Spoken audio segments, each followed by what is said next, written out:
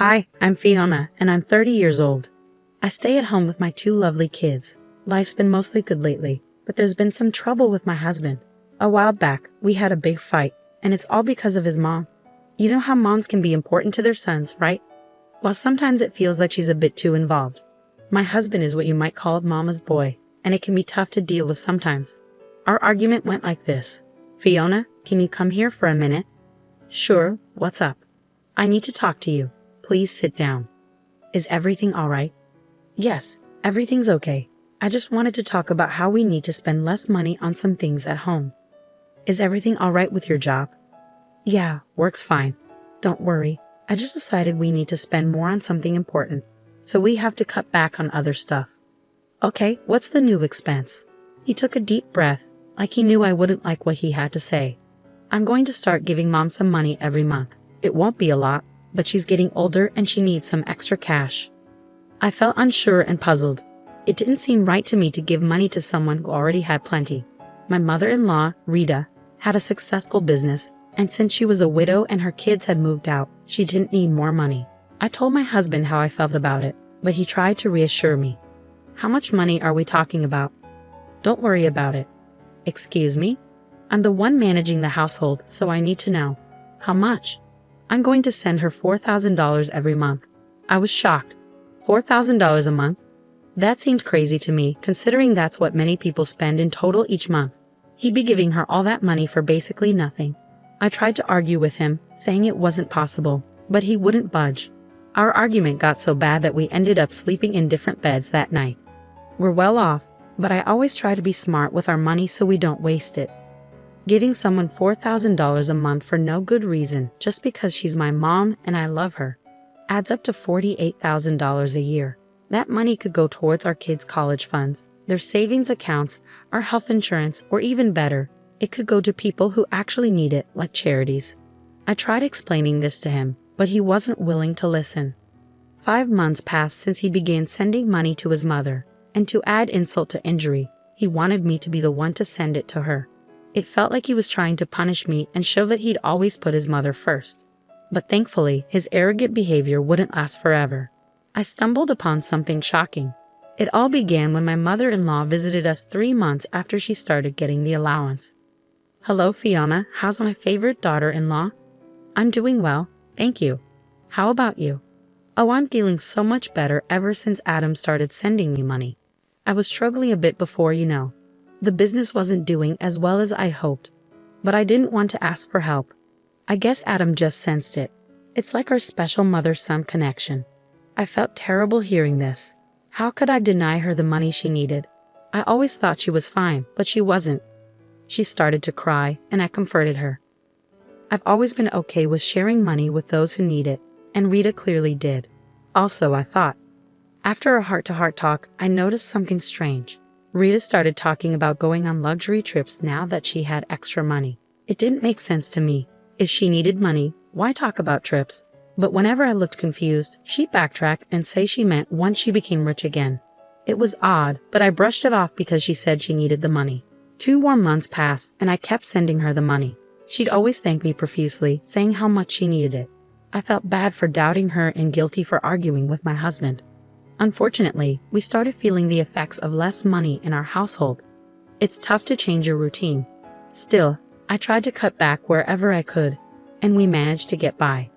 Then, one night, I came across a text from his mother while cleaning my husband's office. Curiosity got the better of me, so I read it. Hey Adam, hope you're doing well. Could you increase my monthly allowance? I want to enjoy some extra luxuries.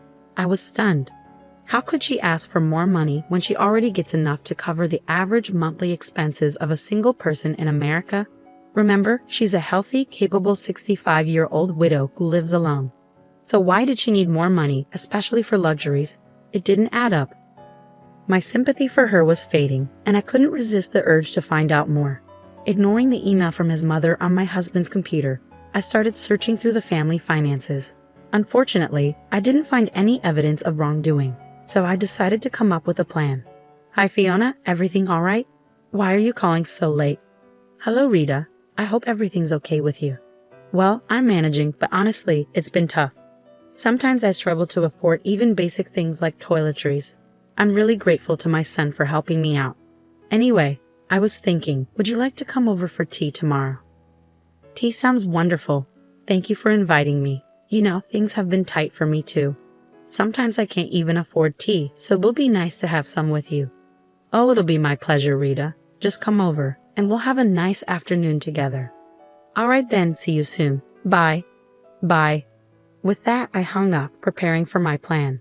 The next day, Rita came over, and we had a lovely time. As we were chatting during our afternoon tea, Rita excused herself to use the bathroom. This was my chance to snoop around. I quickly went through her purse and found her phone, which was unlocked. I opened her banking app, determined to uncover the truth about her financial situation. Women's intuition rarely fails, and I stumbled upon some shocking news. With my suspicions growing stronger, I delved into her financial records, expecting to find evidence of financial struggle. However, nothing could have prepared me for what I discovered. Rita had over $1.6 million in her bank account as of 6 months ago. I was stunned. I had to exit the app and reopen it just to confirm that I wasn't mistaken. But there it was, clear as day. She had a huge sum of money in her account. Confusion overwhelmed me, and then, to make matters even more bewildering, I noticed a familiar text message on her phone. It was from one of her employees, and it said, "Hello Rita, please find attached the financial breakdown of last month's earnings. Just wanted to let you know, it looks like we've made a big profit for the 4th month in a row. You're a fantastic businesswoman. I'm eager to hear your thoughts." Naturally, I opened the attached document and my eyes widened at the sight of even more money. The report showed a monthly profit of $8,400 for a small business. It was truly impressive. At this rate, the business would thrive. Sitting there in shock for what felt like ages, I couldn't help but feel furious.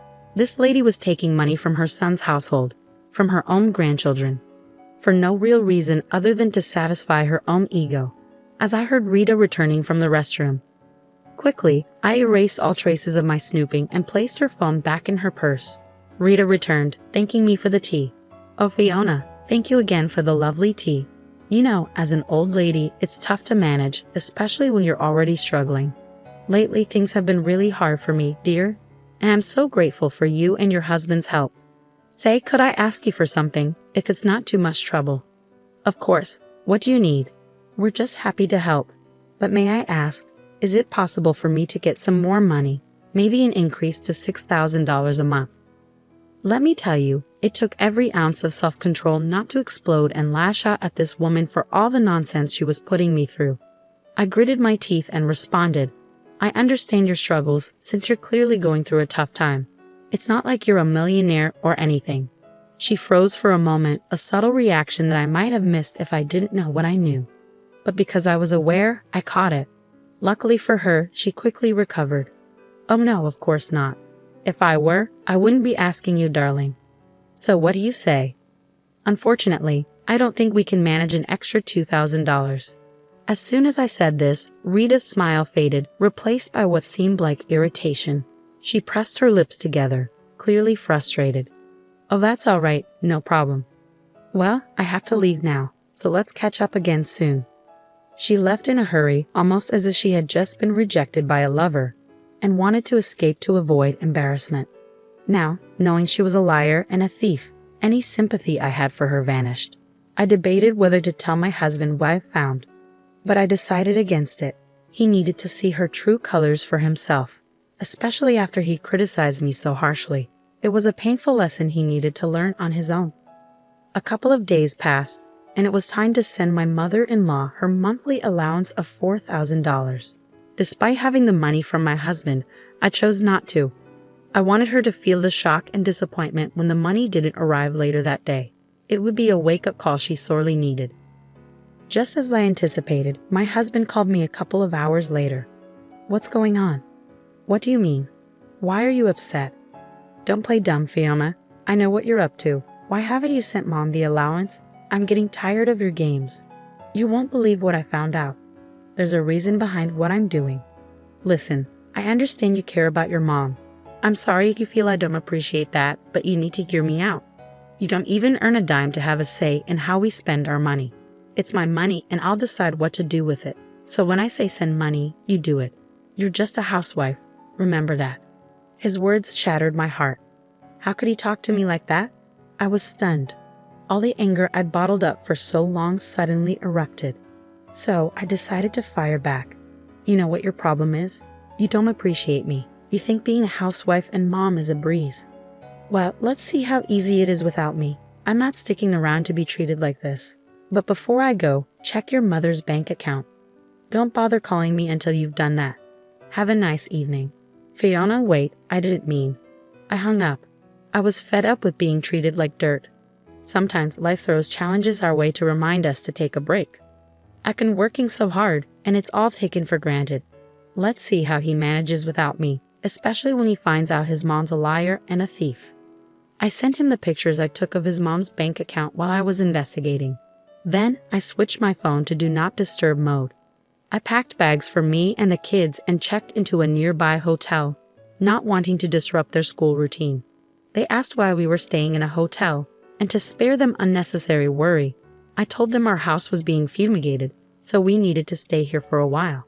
I said Daddy would stay in another hotel. I couldn't bear to burden my sweet angels with the truth.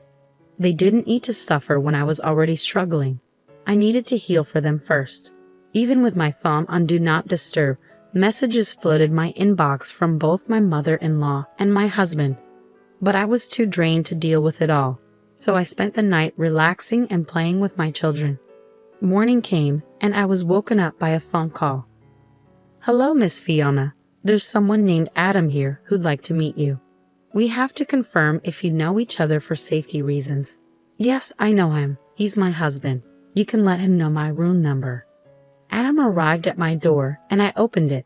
He immediately hugged me tightly, squeezing me tightly. "Oh my gosh, I'm so sorry for everything. I saw the evidence you sent me, and you were right not to give her any more money." He began to cry in my arms, and I comforted him. I invited him into the room, and we started talking. "Darling, I'm so sorry for everything. I'm glad you realized what was going on. Can you tell me what happened?" Just then, my mother-in-law called. I decided to answer it. "Hello. How dare you invade my privacy like that? I could sue you, you know." "Do you even need the money? How dare you try to ruin my reputation in front of my son? It doesn't matter. He loves me, and he'll do whatever it takes to make me happy. You think he'll stop sending me money? Ha, you must be delusional. You think he'll listen to a mere housewife? You're sorely mistaken. Yes, I have money. I always had money since my husband passed away. I just like to control Adam sometimes so he doesn't get too arrogant. He needs to remember that mommy comes first." The voice on the phone wasn't my mother-in-law's. It was like a monster, so different and filled with malice. Her yelling woke up the children. "So, you're not bothered by how your selfishness has disrupted this household? You don't care that Adam and I have been arguing because of your actions. You don't even care that you've been stealing from your own son and grandchildren.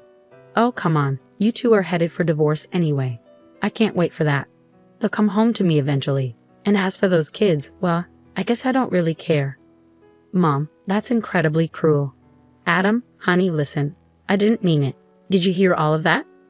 "Adam, my love." "Nope, that won't work on me this time. I've seen your true colors, and I've had enough. You've made the past few months hell for me and Fiona. How could you manipulate me like that? I'm your son. What kind of evil has possessed you to do such a terrible thing? I can't even imagine. I fell for your tricks, but my wonderful wife Fiona saw through you all along. She knew something was off, but I shouted at her and disrespected her. Not anymore. Fiona is my real family, not you. I never want to hear from you again. Adam, wait." But I have no one. Maybe that's how it should be. Click. Adam ended the call, and though he was upset, I could see a sense of relief in him. He'd been manipulated like this his whole life. Realizing that must have been a heavy burden, but it was lifted now. For the rest of the day, Adam apologized to me and the kids for his behavior and distance. He admitted he couldn't even survive one night without me. He's realized his mistakes and promised not to repeat them. And as for his mother, he meant it when he said he didn't want to hear from her again. She kept trying to call, but he always declined. She'd made her bed, and now she had to lie in it.